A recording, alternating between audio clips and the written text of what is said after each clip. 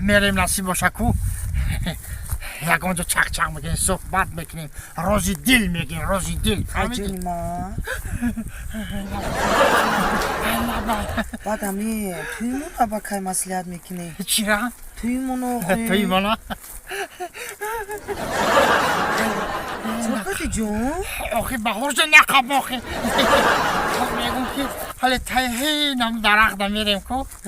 بعد روزی دل میگیم رفتی مای اصلا جونی من اینا خیلی بخورم شید میگن که نوروز شد و لاله خوش رنگ برآمد مرغ دل من از قفسی تنگ برآمد اینا نوروزی شید گلاش گفته طبیعت زیبا شده که بست عاشق و مست شدین مست مگم با جون جان هر سال میایم تای درختر دو عشقی میکنیم چند سال شد عشقی مونه و تو مرا کی بزنی میگیری کی بزنی میگیرم کی کی حفیظای مودا بروا توی ادمینی چوا راست خود نمیخوای 20 درهم شوا انم وقت مطرح میگیرم آنا اصل جان که اینا ما گفتگی ما گفتم خیلی جخمونیم تو کی مرا میگیری که یکی ای بشوی را بمبرم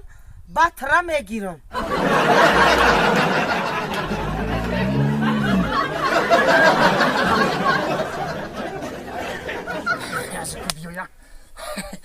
بیا کن خاله بوی بهار این طبیعت نگه دختره که خشرو میایم میگم که دختره خشرو خیلی چندین گفتنی درست نی خودش بگم بوی خشرو بهاری را بی فوران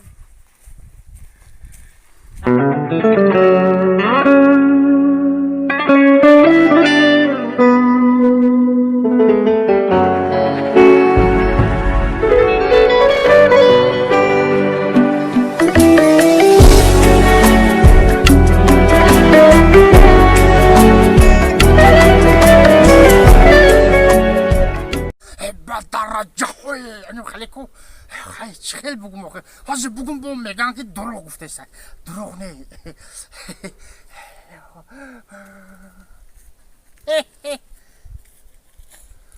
السلام علیکم سازی دختری خاله تینجی سلامتی همه طرف تینجا تو باور میکنی ای یک شنبه گذاشتگی کو تو انا یک شنبه رو ما جدت دارم که تو بیا تو او یک شنبه تا یک شنبه را سری راهی نواسایی برو چی را اجده داری؟ بابی جان در خاکی پادم برو فکر جاتی نکن کدمانم تپاس نه ما گفتم که اجده دارم که نواسات بیایا و ما ای سگو بگذارونم شا